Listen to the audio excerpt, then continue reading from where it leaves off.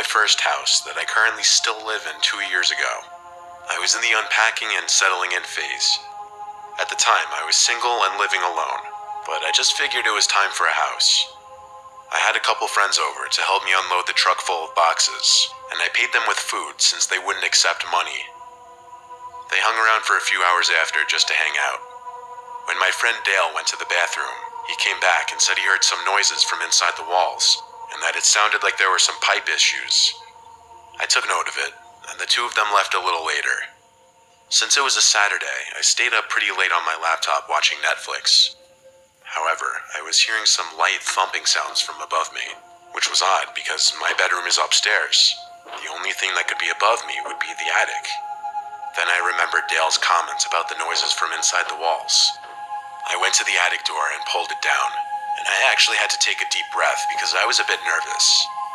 I climbed the stairs into the attic and pulled the light switch down.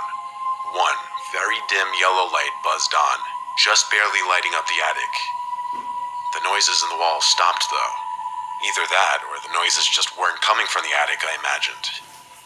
With no boxes up there yet, it was just basically a big empty space, and I could clearly see no one was up there.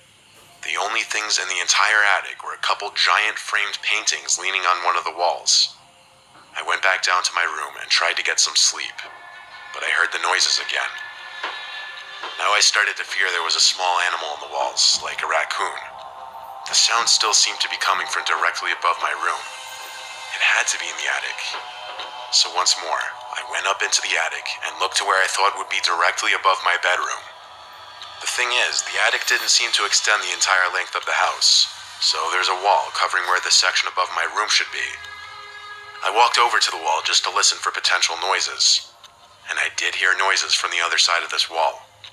Then I looked at the two paintings leaning on the wall, how they were slightly angled. My heart started to race. I walked to the paintings and slightly angled one upwards off the wall, revealing a big hole in the wall. It took a few seconds for the reality to sink in. As I held the painting at an upright position, the painting was suddenly pushed out of my grip to fall flat on the floor. I nearly had a heart attack. Out from the hole came this sickly-looking girl.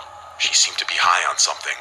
She was shaking, making weird noises, and she would start this creepy laughing. She grabbed onto me and dug her nails into my shoulders so hard I screamed, and I pushed her as hard as I could off of me. She fell backwards into the secret room, and I ran to the exit and shut the attic door behind me. I locked myself in my room as I called the police and reported that a crazy, dangerous person was in my attic.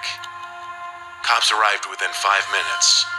3 cop cars ended up pulling up, and there were a total of 5 police officers in my house. 4 of them went into the attic, and I heard the struggle. The girl screamed like a creature, and it sounded like she was trying to attack the officers, which led to her getting tased. They finally managed to get her in cuffs and carry her out of the attic and outside to one of the cars.